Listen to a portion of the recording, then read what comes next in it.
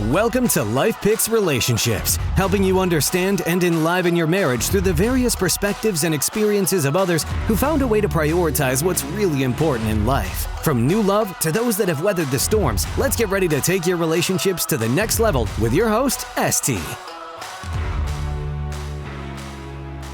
Hey, Life Pixers, hope you're having an awesome day. Are you ready to better understand yourself, your partner, and your marriage? I am super excited for today's episode. I know you're going to love today's guest. If you do, I should say when you do, as soon as you meet them and you're like, hey, I know this is going to be a good episode and I want other people to hear this too, or as soon as you get your first piece of value, go and share it with your family and friends so they too can get the value from this episode and improve their relationships too. You'll be helping us reach our goal of 1 million downloads by the end of 2025 too. So for today's guest, they are a couple financial gurus who host the Something's on My Mind podcast that's all about finances, but all about a lot of other things also, relationships and marriage, and they're just funny. You are going to love them. Check them out at somethingsonmymind.net. Their podcast, Something's on My Mind, on social media, all over Instagram, TikTok, Facebook, Twitter. It's SOMM, Something's on My Mind, SOMM_or.podcast. So thank you so much, David and Sydney, for being here. I am super excited. You want to start by telling us how you guys met? Ooh, this is a story in itself. So, David, would you like to tell the story? Or do you want me to go? No, you can have it. Go ahead. This is relationships are about compromise. So we met, as I was saying, sort of before we started, back in January of 2011. So back about 2 weeks prior to meeting David, I was divorced before a very volatile domestic abuse relationship. So we had tough 16 years. When I finally got my kids and I free, took time to myself, we all had to heal. So it was a process. And for a while, the kids had been begging me for a dog. I had an 8-year-old and a 11-year-old at the time. And I'm like, we're not ready yet. So finally got ready, got the dog. And this is true story. Put my hands up to the yaya gods and said, I'm good. We're good. We have a dog. I don't need a man. This is great. And 2 weeks later, I met David and I'm like, this is not great. I like this guy. But basically, I didn't look like this, by the way. I looked a lot better at the time than I do right now. Well, your hair was a little darker, honey. But basically, we were actually going out to dinner, me and my girlfriend and David and a mutual friend. And we were celebrating his birthday. His wife had gone back to Australia. He was about to go. It was a parting dinner. I did not want to go and David did not want to go. And long story short, I went shopping that day. I got the ugliest shirt you'll ever want to see on anybody. I got in the car. I said, I'm staying 1 hour. I'll drive. You can get a ride home. I look like an idiot. I'm not happy, but I'll go for John. And anyway, turned around. I was sitting on the bar stool and along came David and I'm like, okay, he was kind of rude at first, very aloof. And I thought, okay, whatever. We're not going to, this is not going to. Women like mystery. Oh yeah. Right. So yeah, he's being awfully mysterious. So as it turned out, we sat next to each other, not by choice, but just by the way everybody sat. And by the end of the night, let's see, I said I was going to stay an hour. It was about 2 a.m. I'm in finance. He wrote a book on personal finance. We found a very common ground. So we were telling each other, let's meet in 1 year. And we were making up a fake stock portfolio at that time, very well into our cocktails and wine, we'll say. But so we said, let's just make up a fake stock portfolio and trade for each other. And we'll meet in 1 year to talk about it and see how we did. And of course, the next morning I woke up and, kind of sleepy eyed said, I think I really like this guy. No, you don't want a guy in your life. 2 weeks after I said to my yaya gods, I don't need a man. We talked for about 4 hours that night, had our first date at Costco the next week because I'm a broke single mother at the time. I'm finding out he has a gold membership to Costco. And like, I'll get some bulk goods out of this. This is great. That's all it's going to take. This is going to be a breeze. Right? You sound like the... All I need is a membership to Costco. I'm in. So that's it. I mean, we met a week later, and I'll say the funny story is my colleague at the time, when I eat, I spill food all over. And my colleague at the time has said, you can never date a guy. You can never go out to dinner or eat a meal. And I walked into Costco and he had food, like something all down his shirt. And I said, you have like something on your shirt. And he said, oh yeah, that's oatmeal. I'm saving it for later. And I'm like, nah, the gods were the gods spoke back and said, this is the guy for you. So, we got married a year later in June and moved in pretty quickly and blended our family. And he was raising his kid and I was raising my kid. So, we had a lot in common. It was a pretty quick hookup and our kids blended. And as it stands today, my daughter and his son, their brother and sister, are moving in together after college. So, wow, with a friend. So anyway, that was that. The rest is history. What's your side of the story, David? Yeah, right? I'm the talker. Most of that's true. Most? I did not want to go. I was tired, and I'm one of the rare guys at the time that had custody of his child. So a lot of my weekends I slept. And then, so when I got a chance to go and I wouldn't, and then I'm like, well, okay, I'll go. Cause this is my friend leaving to Australia. And, so yeah, I mean, sometimes that's how usually oftentimes it works when you meet somebody you don't expect it and it goes well. Like I'm a big fan of opportunity. It doesn't come along very often. So if it feels good, you should roll with it. You should never pass something up. So you're not tired anymore. You're just talking. And, it's funny. You can go through a lot of people and it's the joke we have like today, or like we made it on the podcast. It's not often that a guy who, picks up a girl who's, basically been abused and bankrupt and has 2 kids. And finds me it worked out. So I looked through all of that, and because I just felt what I felt. So, and, our proof's in our pudding where we are 10 years later. We've done so many things. And, there's some great couples we know, but I will say that we're probably one of the best couples that we do know, if that means anything. Why do you say that so strongly? Because it's probably a lot of podcasting and talking relationships. We've met so many people over the last year, and we've had some things to deal with, and maybe we'll talk about them on this podcast or not, but some not your normal circumstances in life that have put challenges in our way. And, what you realize in relationships is that if you agree on a lot of things that matter most in your values, the way you raise your kids, or even down to your social skills, the people who hang out with, a lot of the birds, the same feather flock together thing is very much true. And the problem is, that you don't really get mad for too long. That's a great sign of a marriage. That 95% of the crap you argue about is just that, it's crap. And so when when you're done just bickering at each other, you got it made, that you're lucky. So yeah, we don't carry too much weight. We don't, we don't go to bed angry. We know that when we go out, we engage. Everything's very natural. And we know because people are drawn to us when we go out too. So we meet people. If we're eating, we eat the bars a lot. We eat even nice restaurants. We eat the bars. We're always very engaging, and people see that and it transcends to them and they want to hang out with us. And you can't fake things like that. Yeah. So at the end of the day, yeah, I mean, we're not perfect by any stretch, but I will know that, I appreciate, I never thought anybody could love me as much as she does. And I didn't know what that was like. And so I respect greatly, even though she doesn't always know that. But if you can feel that way, I don't know how much more you need to do. Yeah. So you help people not just with their finances, but with their relationships too, like purposely or unpurposely. I think it's organic. I mean, like David said, I think people gravitate towards people who like each other and maybe have something to say that feels purposeful and meaningful to, I think we can relate. So I think that's the biggest thing that I look back, and I had a very hard time. So he's not kidding. When David met me, I had been bankrupt. I was completely broke. I was homeless with my kids at one point.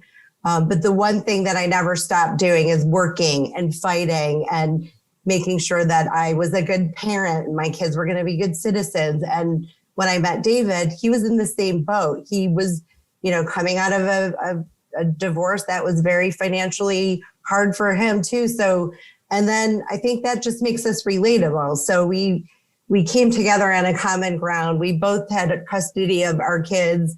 And I think when people have a story that feels relatable, like, yes, I have wealth now and I have a great job and a great title, but guess what? I was also homeless, and I found a man that put that aside because he saw me for me, not me for my bank account or the things that, or understood the fact that I struggled. And so I think that's why people do gravitate towards us, is because we can relate on so many different levels. We're not above anybody. We don't judge people.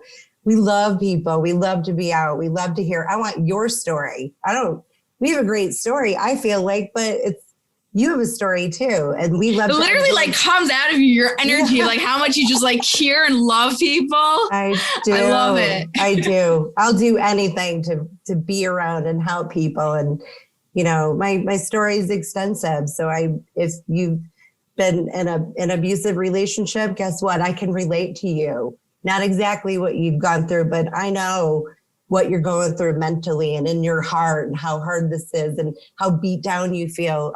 There's people I've helped just that I came across that I didn't know. And I think, and then I'll stop and let you talk, David, but I think when you start telling people your story, people know they're not alone. You know what I mean? People open up to us a lot because we're just like you. Yeah, like I'm not the only one that feels like this. It's okay to be like that. Yeah, that's what I found. I'm a little bit more guarded lately, or maybe as the years went by, but I've always been an open book. I wear my heart on my sleeve. You know exactly what I'm feeling, good, bad, ugly. But again, you're not alone. And I think that's what has made us successful and relatable. Now, how did you make sure not to bring bad habits or not such good behaviors from your previous marriage into your new one? There's some of that when you get together because you have, you just have things, because they're habits. And so you go through the first couple of years or so, some of those things are in there and it takes time to iron those out. I didn't have a ton of them as much as Cindy because I didn't come from the relationship side as much, but it's not to say that I didn't have some habits either that, it's like, well, don't say or do that certain thing, or, please don't reference back to a relationship you weren't in because you don't know. And it's easy to jump on things. And that's when you're arguing in the moment or debating something. So it's easy to go pick on something. That's what humans do, by the way. They find the most crucial thing they can stick into your side. And they pick that thing. They don't think the logical side because you're in the heat of the moment. So you have to take time to iron those out to understand that, like, okay, that's actually true. That doesn't matter. That doesn't matter. Like that, I said that earlier. It's about what really matters. So a lot of that stuff is superfluous. It doesn't really have a meaning or a value. And you got to understand that and just say, listen, maybe we just, even if it's not agreed upon in a nice way when you complain about it, but it's like, let's just not talk about these pieces. They have no relevant value here. Right. But within reason, if Cindy's used to, maybe being abused at some point. I have to be more sensitive to her understanding that she's going to be more hypersensitive to certain things that, A, I can't understand, and B, I have to be patient with, and also understand that some of those will never go away. And some of them are still there today, for example. Maybe I have some that she would mention, but you have to kind of balance it out, right? So if something keeps getting repeated, then you don't want to knock that out because it's repeated, right? It's kind of like when you tell your kids, if you keep making mistakes, but the same mistake, I'm going to get mad. If you fix mistakes and work on them and see progress, that's cool. So if we see repeats, we need to knock those out. And that's what we did. We ironed out the repeats and basically they don't become repeated at all at some point. And then the little things, the anagrams, they're never going to go away. There's going to be some history. Everybody's human. You lock in things up here, it doesn't go away. But you just be mindful of the sensitivity to someone's needs. And if there's some things that are more important to her and I'm thinking that's a bunch of crap, who gives a crap, right? Well, that's my opinion, but she doesn't necessarily feel that way. So just lock it up and basically shut up. And it's no big, because it doesn't mean anything at the end of the day. If it's more important to her than it is to me, and it doesn't make anything or difference in my relationship with her, then what do I care? I want her to be happy. So why cause any extra minute of breath or mental anguish than you need to? Yeah. I like that so much. That's well said. And I, just quickly is, I think the one, or longly, doesn't have to be quickly if you're me. No, I mean, I'm just saying, the thing I was super cognizant of was taking the time by myself to heal. So I didn't bring that into a relationship. And then I decided I had dated. I didn't want a relationship with anybody. I didn't need that. And what I found was I didn't need that. I needed him. Yeah. And I didn't know that. So I thought I didn't need a man. I needed the right man. But the thing I always knew is if I did date again, the thing I couldn't do is bring my broken self to somebody else. That would do nobody good. So when I, said the hands up, I don't need anybody, I truly felt I didn't at that point. So I could go in and have my prerequisites of what was going to be right or wrong for me in my relationship and what I wouldn't accept and what I wouldn't do to somebody else. Yeah. Now, how, you're speaking about all your challenges that you had before you were married, and you're making sure not to bring in those bad habits, but I'm sure there were plenty of challenges still while you were married. You want to tell us some of that and how you were able to deal with them? You mean prior marriage or now? Now that you're married. You spoke about your previous ones. Now your challenges now. I mean, I think that for me, I would say the biggest challenge is just we are two very different people. So I'm all in your face emotion and I'm going to guard my emotion. And it's interesting. Well, I would say guard. I don't know if the guard is quite true, but no, not guard. I'm not a guarded person. But I'm discreet, and I feel like I'm like the most logical person you'll ever meet, and usually it wins out, so I don't deviate from it. But sometimes it fails me. But, have you been like that your whole life? Oh yeah, because logic wins out. If it's not logical, then why isn't it? I mean, I'm not like being Spock or anything, even though he might say, Captain, sometimes the logical is logical. But either way, I know I want to take I'll let Cindy go, but but we are different. I'm much chilled out and relaxed, and I can get to a point like pretty quick with my answer or thought where Cindy needs to express it. That's probably our biggest challenge is my emotion versus his logic. And logic usually does win out because I'll take a step back and, I often go to the negative, which I'm not a negative person, but I always say I'm a realist. Well, he's an optimist. So the realism and the optimism, sometimes clash, which is an interesting thing. I'm like, no, but the reality is this could happen. And he's like, no, the logic is if we do X, Y, and Z, this isn't going to happen. I like to think that I practice relativism. I'm going to combine the two words. I'm a realist and an optimist. Right.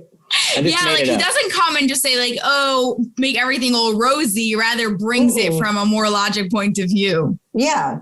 And I think everybody should practice that because emotion is jealousy or fear or, suspicion or none of that has a place in your relationship. And so I came from that world. And I would say if there was one thing that I brought into my own uncertainty into a relationship was the uncertainty of a relationship. Is this person going to love me? Is this person going to respect me? Are they going to cheat on me? Are they, so being aware of that, I didn't want to bring that in, but that's somewhat organic to, unfortunately, what is in my core, what David was referring to. Some of that just doesn't go away, but there's no use for that. It doesn't work. So his logic always won out in any regard that was an issue that I was uncertain. So I think the fact that he understands it and he realizes where you're coming from is where he says his logic. He's not just coming to attack you. He's coming to explain to you why his way of thinking is better and will be better for you also. Yeah. And I mean, I always like to think of it like this though. This is the one thing that I still say to her today or anybody. It's not if I think that I'm right. It's what I think is best for the situation. Yeah. So I don't have a stake in the game. I want solution.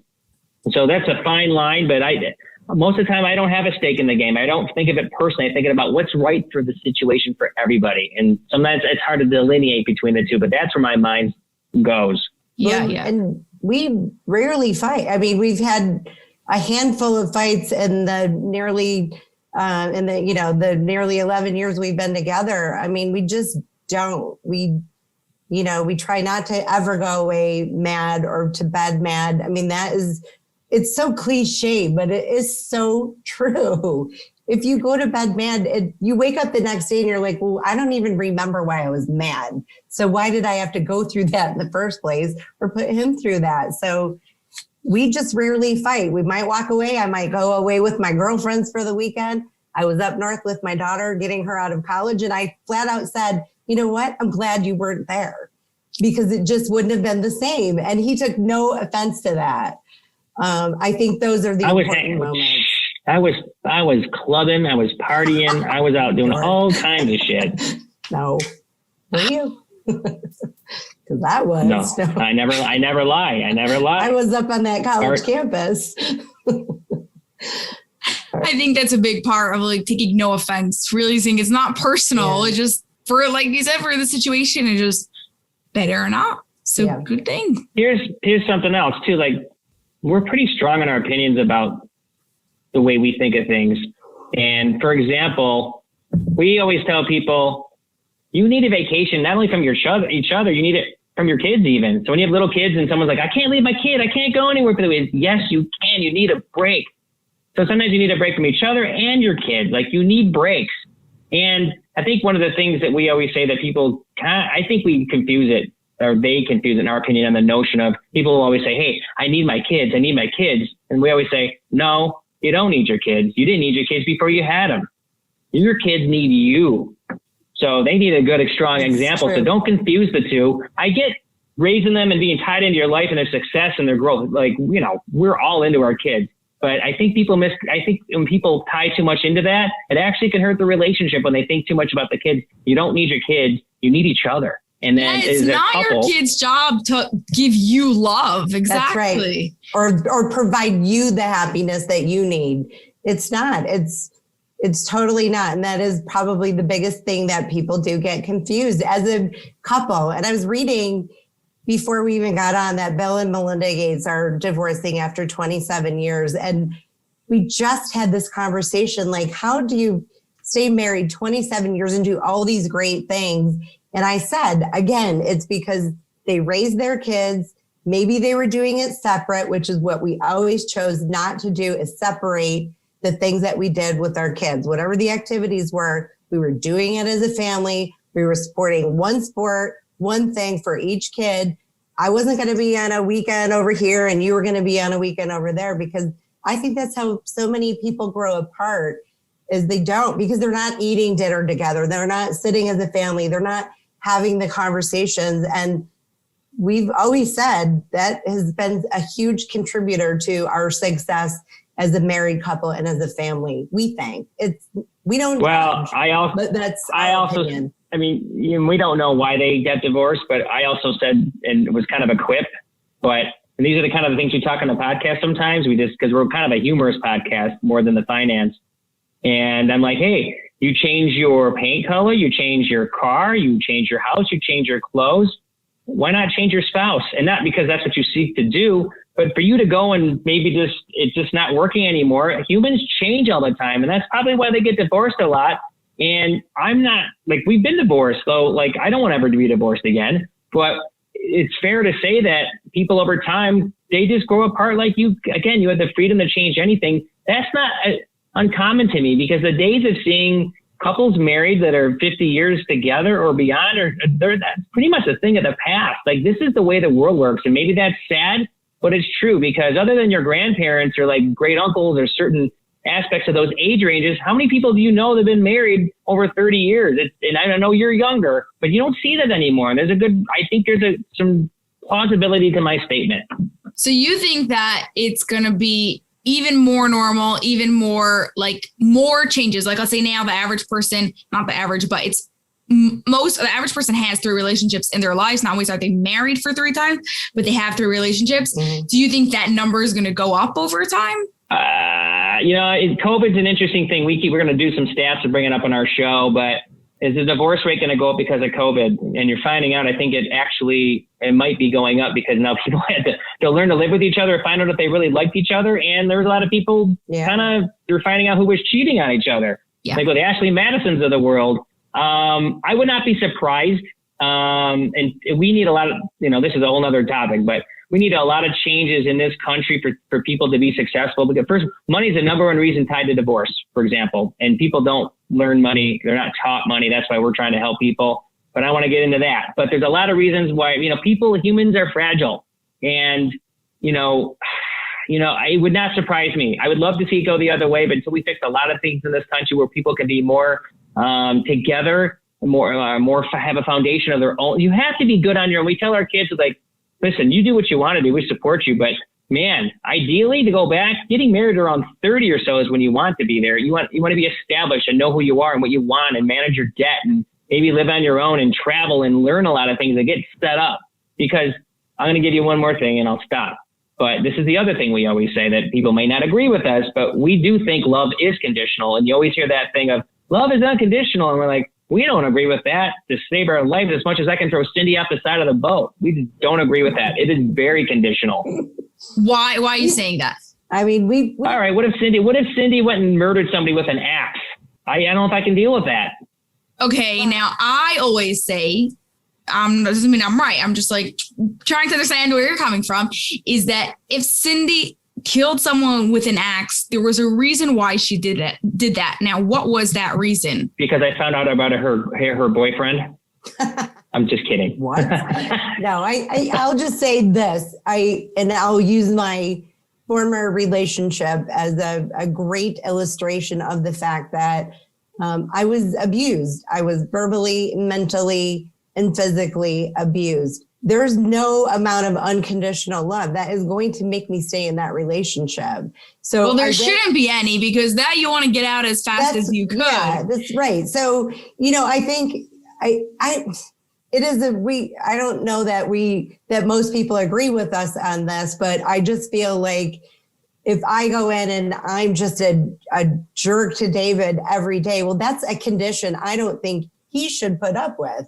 And so either I modify my behavior or he needs to go, and I wouldn't blame him. And it would be the same if he showed up every day and, he had little side hustle girls on the side, or he was just, whatever. And the conditions weren't that this was conducive to my life or my relationship or my children. There's no way I'm staying in that. So I think that's where we come from. Is the condition is that it's work. We have to work on it. We have to work to be loving and respectful and give each other space and, all of the things that make a marriage or a relationship work. And that's conditional. I mean, there's conditions on that. So, when we both have very different personalities, we're not just giving up because of our different personalities. There's no way. I respect his idiosyncrasies as he does mine. It doesn't always, the twain do not always meet, but that's not a condition that we would say, oh, I can't be married to you. I'm just going to throw out. That's what I fell in love with him over, is all his little unique. Although there are people that they love something about someone before they get married, and then once they get married, it gets too much for them. Yeah, right, exactly. She couldn't stand it because I just became more funny as we got married. I just get more funnier by the day. The one condition that has kept me coming back for more every day is his humor. So there's no doubt about it. Yeah, I think I just view it a bit differently. Like if he, let's say, had a side hustle on the side with girls, then I would, again, going back to like, there's a reason why he's doing that. There's something much deeper than just the fact that he's doing that. I see what you're saying. Yeah. So it would mean more about the person. It would come up in other ways. Yeah. You would see more things in other things. So it could be, it's not specifically for that, but it could be like if you would have killed someone with an axe, it would have been a mental illness or something. Right. And I'm not saying that it's your responsibility to stay with someone that like is completely different people, different choices of like what happens when someone completely changes of something like that. Not at all, but it's just interesting to hear your perspective on it. No, that's actually a great point. And what I would say to that too is that, and David and I have talked about this a lot, right? If someone goes out and cheats on you, there's a reason. So either you're not giving it up the way you need to give it up at home, you're not taking care of business in that it's a reciprocal relationship or meeting the needs of that other person, whatever that is. So I'm not even saying just sexually or intimacy or anything like that. I'm saying if I'm not providing the things that he needs and he goes out and seeks that from somebody else, there's a good possibility that I'm not providing what he needs. So we stay very cognizant of the needs of each other, even if it's a day I'm like, I don't want it today, but he does. Okay, I'm there for you, right? So I mean, it's happened like twice in 10 years. I mean, you know. But I don't disagree with you though. I think that there is an underlying. So I'll say this. I lived with a very mentally bipolar person for 16 years. I stayed loyal to that, trying to be a part of the resolution and the help and the process at my own expense for a very long time. So at the point that I realized that person didn't take that seriously enough to want to change, to keep his life intact and his children around, that's it. I gotta go because now it's just dangerous for me and we're in danger. But I think I found somebody yesterday who wanted to cheat with me. Let me tell you this little story. It's not much of a story, but so I was in the car in the parking lot calling Chase before I went up to school. We moved the kids into their house, and I'm just talking to him on the phone through Bluetooth, and I look over and there's this attractive woman. She's with her husband, I guess. He gets out of the car. I just see something on the side of my eye there, and I look over and she's like waves at me. And I just wave back. I'm like, I'm out of here. I'm like, what was that about? But I'm like, I'm flattered. And I'm like, well, maybe she's one of those people who like to cheat. And like, and I've been watching like a lot of crime shows lately. So I'm out. Even with your haircut, you see? Thank you, honey. Maybe she was trying to tell you your hair looked bad or something. Like, fix your hair. That's funny. Maybe, but I waved. I thought it was genuine. So I'll take it when I get it, even if it's not true. That's so cute. So you don't have to worry, Cindy. No. And that leads me to trust. Trust is everything. Yeah. If you don't trust your person, and I have a funny story too, I'll tell you later, David, about Haley and I at the bar, but it's trust is also the number one. That's it. You can't have a relationship if there's no trust. And he's a flirt. I've seen it. I know it. He flirts, but I'm okay with that because I know at the end of the day, he's just a flirt and I can be a flirt too. But, we respect each other and we trust each other. If you don't have that. Well, I would say this. I speak to the men exactly the way I speak to the women. But with women, it sounds like it's coming off as flirting. It's just my personality is non-biased or non-gender specific. But women seem to giggle a little bit more. I mean, not like I'm off talking to somebody on the side of the bar. It's just like the server talking to us. I'm not over in the corner talking to some girl. He's like, how you? As far as you know. Hey. You probably also get a better kick out of the girls when you talk to them. No. I mean, it's a little more flattering than the guys. Yeah. Oh, what's up, bro? It's cool. Girls are like, so. Hey, I've learned like compliment the shoes. Your shoes look great. I love your purse. Like I watch how the women do that all the time to each other. They always start off you start off with a compliment every time. You are good. Maybe you should train other men how to go and date women. Yeah, well, that's a good idea. Okay, now I'm curious to know how you guys started working together. You mean like on our show? Yeah. You can answer that, Cindy. I mean, I will tell you we've talked about doing something, in our latter half of our life, and we're both in our 50s now. So we want to be able to ultimately hit the road and go speak together to help people out. That's our mission, to help people out. But when COVID came along, it started 4 or 5 years ago. I wrote a book 15 years ago, and I started putting these instructional videos 5 years ago, like I said. And if I would have known better, we probably would be being paid by podcasting from here on out before everybody got into it.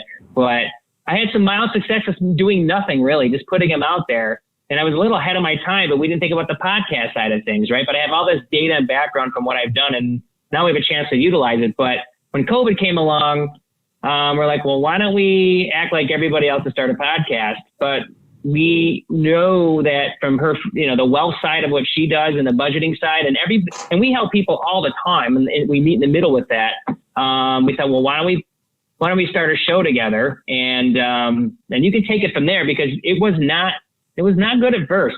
I mean, it takes work like a relationship. Yeah, no, I mean, I agree. And that was the one, I would say, from night one, when we realized we were the dorkiest two drunk people in the restaurant planning a fake portfolio of stock together, which is very unconventional to have that conversation and find anything remotely romantic about that.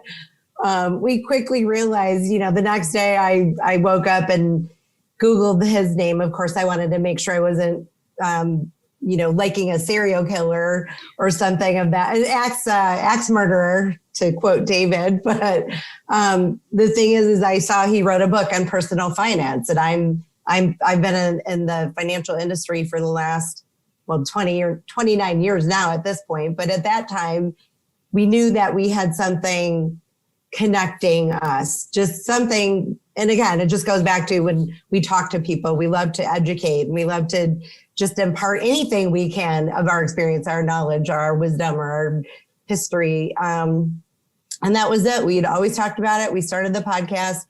I would say, 2 weeks in, I'm like, I can't do this. I'm not doing this. I hate the way I sound. I sound like Fran Drescher.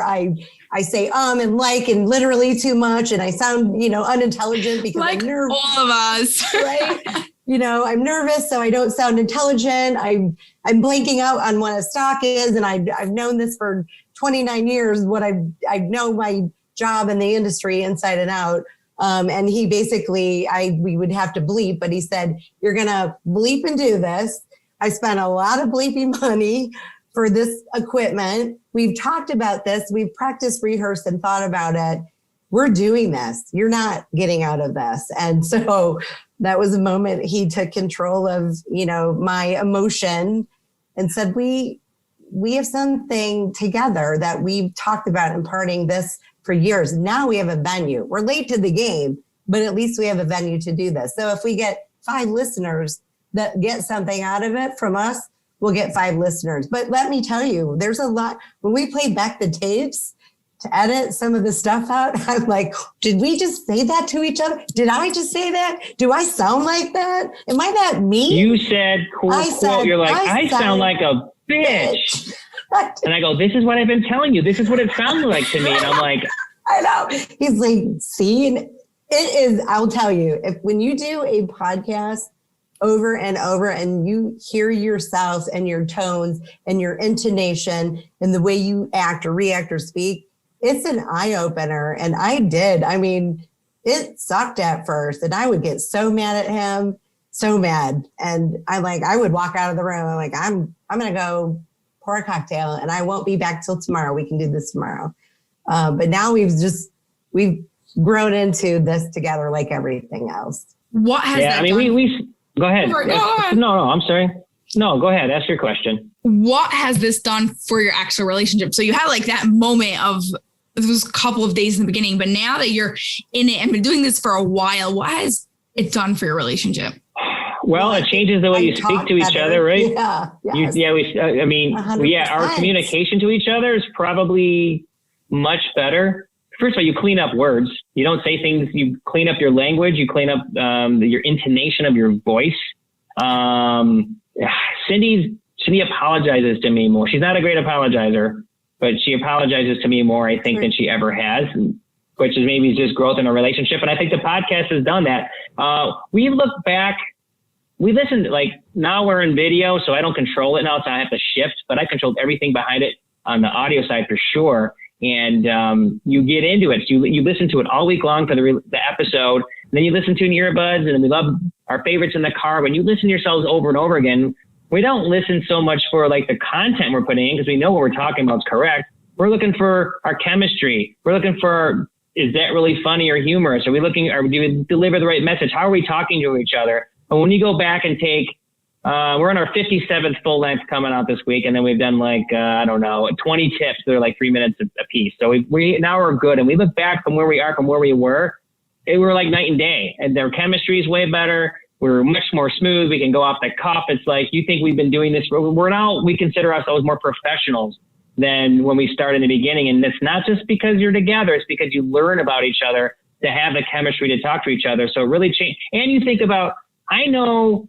we have a fair amount of listeners for really doing nothing. And we know we have all these thousands of downloads and people listen to that. And so we care about how we're perceived by other people, because we want to send the right message, and our family listens, and whoever else we know listens, and they repeat things back. So we're very careful about what we say, but we want to make sure that we're good about how we do it and how we deliver it. So it constantly is a chore in your brain about how you communicate to each other and everybody else that listens. Totally. My biggest challenge with that is that in the beginning, everybody sucks.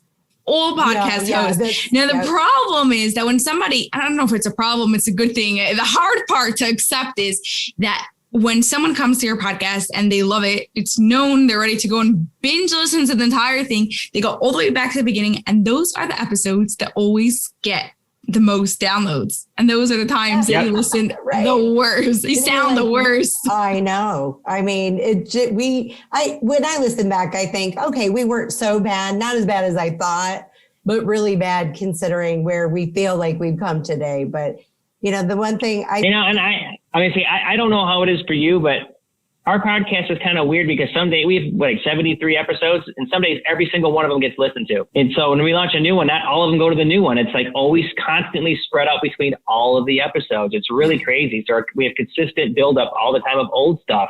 Sure. And I'm like, which is great, but I'm like, we weren't even good then. Like, that's not the good stuff. Right. Like, I wish I could put people labeled this one ratings of which episodes were better than other ones, even though they all have value. They're all great. And that's right. Totally chilled with it. But if you're listening to one of them, this is the one you should listen to. Absolutely. No. And I think, we've always, the one thing, maybe this is just because it is our second marriage, and, we had a different attitude coming into this. So we've always enjoyed spending time together. That's never wavered. So this is just formulating a new way to spend time together.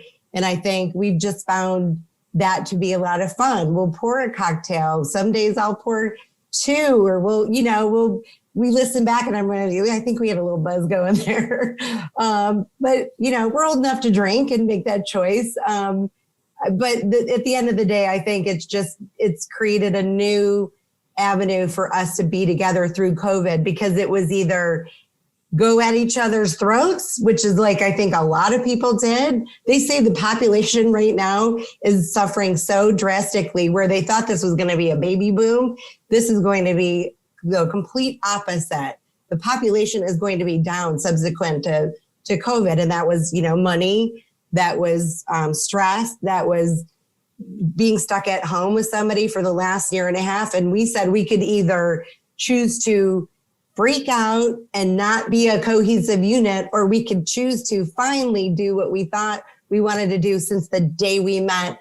And we've been formulating this plan for 10 years or 10 years ago. So it was just yay, we actually have a venue and a time and a way to do this, because we're social creatures. So normally we're out with friends, or we're out.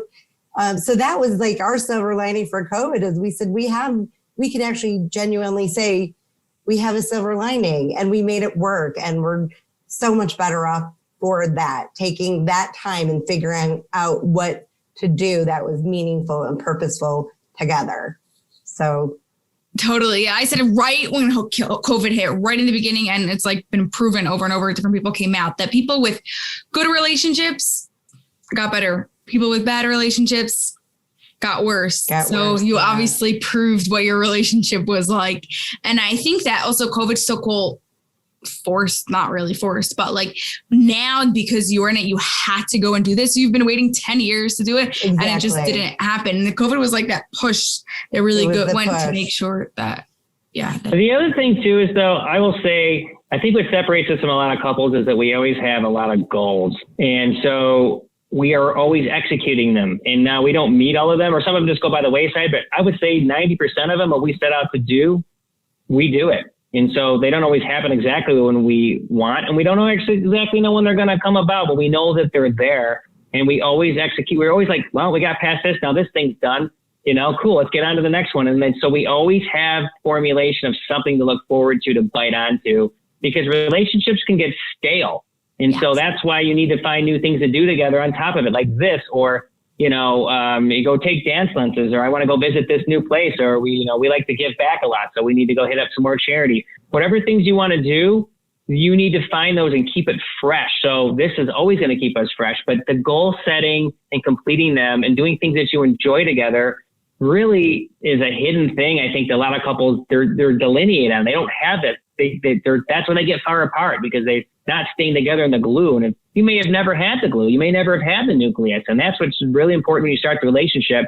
Do you have enough together where you have common ground, common things that you care about enough? And can you get back by the ones that aren't there? But I think you need a lot of that. You need a little bit of it that doesn't work, and a lot of this that does. Or maybe you shouldn't even be married. Yeah, I think that trying and going to achieve that goal really goes and puts you together in like a team. You're going together to go and try to figure this out. So even though there's challenges and sometimes you feel like you're against each other, even though you never should be. And even if you have challenges, but when it's a goal, it makes it way more fun that we're doing this together to go and achieve that goal. Yeah, that's 100%.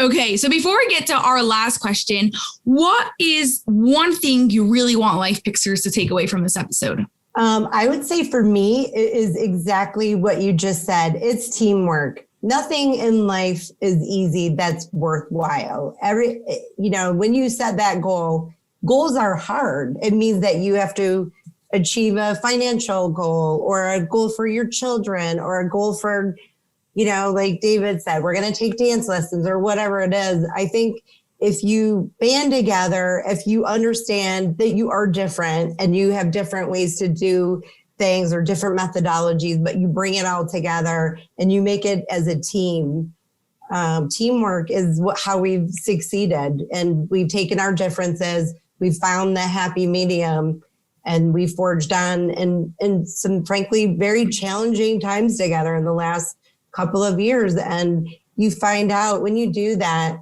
I think learning, like right now, I need more than David does, or right now David needs more than I do. And recognizing that, just recognizing the needs of the individual. It's just not always about you. Totally. Yeah. I mean, you could be in a relationship where you only need 30% and she needs 70. And if that's the way it is, that's the way it is. Cindy oftentimes needs more than I do. And maybe like I'll chill out. Sometimes. Like I need you to have zero and the extra 10% to me. Well, I think sometimes I'm a grouchy nurse. I mean, we've been through things the last couple of years that other couples would have gotten divorced over easily. And, we got past it. I would say that there's a couple things you can do. When you're having disagreements or debates, especially if you're having more than you should, there's always a couple things that you can give up as like an olive branch. Like the little crappy points that they really don't mean shit. Give those up. Just agree to it. Don't even call it an olive branch. Don't even use the word. Just give them out, because it already shows that you're negotiating right off the bat. Like, okay. And then like we've got past a couple of things in this conversation. Now maybe it keeps things calm a little bit so we can talk about the main piece, what we want to get to. You just go barreling in and argue about the stupid shit, you're never going to get to the stuff that matters. You've already blown the effort, and arguments 95% of the time don't equate to any resolution. So always throw those little pieces out there. The other thing I would say is that simple thing. If you look at your relationship and you realize, especially when it's your leisure time, because you're not working and have time together or do whatever you want to do, if you're simply just can't say that you're having fun, there's a problem. And I get that, again, we've been through a ton of crap, but we still find ways to have fun. But on the whole, if you're just not simply saying I'm enjoying my time with this person or having fun, or even without them, and then I'm thinking about why my relationship is not good or what I don't like about it, then there's a fundamental problem. And the longer you let that fester, the chances of you recovering or get that much worse. So, You have to talk, you have to communicate, and just be honest with yourself, and don't try to win an argument. Try to avoid it in the first place. But if you're going to argue, it's not about winning. Again, it's about the solution. So give up enough to find a common ground. What can we agree on here? Okay, let's get to some things we can agree on here. And I know it's easier said than done, but this is kind of therapist talk, but that stuff is very much true, because at the end of it, no one wants to be pissed at the other person. They want to feel good. So what can we do to feel good? I always say that to Cindy. Like, all right, what do we need to do? Let's turn this around. Let's get to where we need to be. Like, maybe don't like me right now, but we are hanging out for the rest of the night. So you want to be pissed or go upstairs and hang out, or do you want to go chill out for a little bit? Let's regroup and let's, go and have a nice dinner, or do what we plan to do. You take your pick. And she comes downstairs every single time. Always works. You just got to let me win. That's it. No, this is true. He's totally correct. No. Making you feel win and letting winning the whole situation. Yeah. I heard someone recently say that there's either 2 losers or 2 winners. So right. Agree. Yeah. It's true. Okay. So final question. How do you describe an extraordinary relationship without using love, trust, or intimacy? Respect is the first word that comes to mind for me. Friendship. Yeah, I think they're it's so important. Like I was going to say, you need trust, you need friendship. You can't have any of them. You're just not. And laughter. You have to be able to laugh at yourself in the situation as well as at the other person that is making you laugh because it's funny. So there's many. You're not you're not romantic all the time in your relationship. That's actually a small portion. You have to be friends. You have to get along. You have to enjoy each other. That's where the most of the things happen, and your daily stuff. That stuff is what leads to the 2 times that she's said no to me in 10 years.